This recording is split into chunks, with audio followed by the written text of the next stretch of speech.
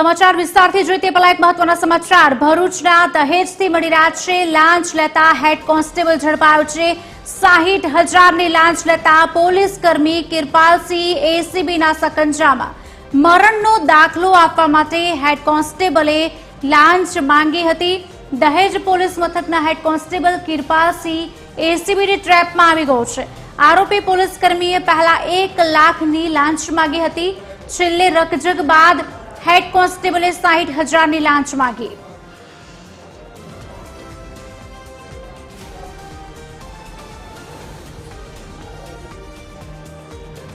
આજ અંગે વિગત આપશે સંવાદદાતા મૌલિક ઉપાધ્યાય ફોન લાઈન પર જોડાયા છે। મૌલિક, શું વધુ વિગતો મળી રહી છે? કુશાલી, જે રીતે ભરૂચના દહેજમાં લાંચ લેતા હેડ કોન્સ્ટેબલ છે કિરપાલસિંહ, તેને ટ્રેપ કરીને એસીબીએ 60,000ની લાંચ લેતા પોલીસ કર્મી છે તેને ઝડપ્યા છે। જે મરણનો દાખલો છે તે મેળવવા લાંચ માંગનાર પોલીસ કર્મી છે તેના પર આ ટ્રેપ છે તે કરવામાં આવી છે। દહેજ પોલીસ મથકના આ હેડ કોન્સ્ટેબલ છે તે એસીબીની ટ્રેપમાં છે તે આવ્યા છે।